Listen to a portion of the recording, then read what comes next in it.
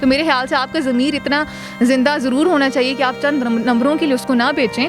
और अगर कोई उस्ताद इस किस्म का मुतालबा करता है तो अपने हायर अथॉरिटीज़ में जाके उसको रिपोर्ट करें, ना कि आप चुप रहें डर सहम के बैठे। अस्सलाम वालेकुम नाजरीन, आप देख रहे हैं हज़ारा 24 न्यूज़ और मैं हूं आपका मेज़बान अरमान अली। आप तमाम देखने वालों को खुश आमदीद कहेंगे। नाजरीन, चंद रोज़ कबल एबटाबाद कामसेट यूनिवर्सिटी में एक अफसोसनाक वाक़या पेश आया है। जैसा कि आप सब जानते ही हैं, मुझे तफसील में जाने की ज़रूरत नहीं है।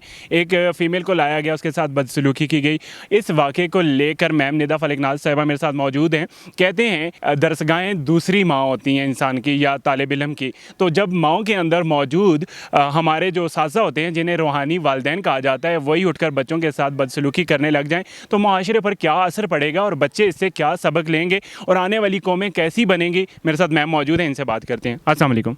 वालेकुम अस्सलाम। मैम कैसी हैं आप? मैं बिल्कुल ठीक, अल्हम्दुलिल्लाह। आप कैसे हैं? मैं अल्हम्दुलिल्लाह बिल्कुल ठीक हूँ। मेरी बात आपको सारी समझ आ गई होगी। इसी टॉपिक पे मैं बात करने जा रहा हूँ।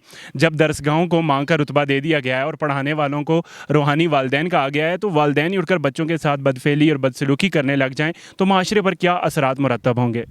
बिल्कुल, ये एक इंतहाई अफसोसनाक वाक़या था और मुझे अफसोस इस चीज़ का ज़्यादा है कि एक रूहानी बाप जो कि एक आला ओहदे पे फ़ाइज़ था, उसने अपनी एक तालीमी दरसगाह में लाकर एक बच्ची के साथ इस किस्म का फ़ेल किया, जो कि इंतहाई कबीह फ़ेल है। तो सबसे पहले तो हम सबको इस वाक़ये की मज़म्मत करनी चाहिए और दूसरी ये चीज़ कि ये हमारे तालीमी इदारों पे एक बहुत बड़ा सवाल खड़ा करता है। ये सारा अमल, बहुत से जहनों में ये सोच पैदा होती है कि क्या बाकी तालीमी इदारों में भी इस किस्म की चीज़ें, इस किस्म की एक्टिविटीज़ होती हैं। अगर होती हैं तो फिर आप सोचें कि वो माँ बाप जो कि पहले ही बच्चियों की तालीम के हक़ में नहीं होते और उनकी बच्चियाँ बहुत मुश्किल से इल्तिजाएँ कर कर के घरों से बाहर निकलती हैं, फिर वो माँ बाप क्या अपनी बच्चियों को भेजेंगे इस किस्म के इदारों में? तो हमें चाहिए कि अपने इदारों में एक मॉनिटरिंग सिस्टम इस्टेब्लिश करें ताकि हमारे उस्ताज़ा के ऊपर भी कोई ऐसी फ़ोर्स मौजूद हो जो कि उन्हें मॉनिटर करे और ना तो किसी बच्चे को ज़्यादा नंबरों का लालच देकर, ना ही किसी बच्चे को कम नंबरों की धमकी देकर वो बच्चों से इस किस्म के काम करवा सकें। तो ज़रूरत इस अमर की है कि HEC कोई मॉनिटरिंग सिस्टम इस्टेब्लिश करे ताकि हमारे बच्चे इस किस्म के दरिंदों से महफूज रह सकें। क्या वालिदैन की ज़िम्मेदारी सिर्फ स्कूल तक आयद होती है कि वो बच्चों का चेक एंड बैलेंस करें? स्कूल कॉलेजेस में उनकी जाकर ज़िम्मेदारी ख़त्म हो जाती है?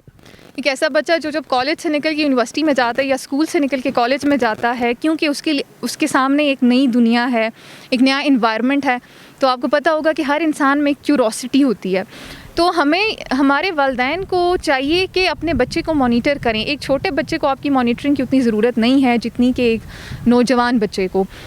एक ऐसा बच्चा जो कि अभी अपने अच्छे और बुरे से वाकिफ़ नहीं है, आप उसको मॉनिटर करें, उसको सुपरवाइज़ करें कि आपका बच्चा किन लोगों में उठता बैठता है, किस किस्म की तब्दीलियाँ यूनिवर्सिटी जाने के बाद उसके इखलाकियात में रोनुमा हुई हैं।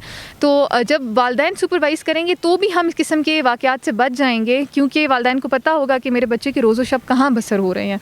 तो वालिदैन को भी अपनी ज़िम्मेदारी निभानी चाहिए और बाकी असातिज़ा भी, जब भी आप किसी कम्युनिटी का हिस्सा होते हैं तो असातिज़ा को पता होता है कि जो मेरे साथ एक बंदा काम करे उसका कैरेक्टर किस किस्म का है, तो उनको भी चाहिए कि वो भी अपना उस्ताद होने का फ़र्ज़ निभाएँ और बच्चों को वक्तन फ़वक्तन वार्न करते रहें कि आपने किससे बात करनी है, किससे बात नहीं करनी, किससे दूरी बना के रखनी है।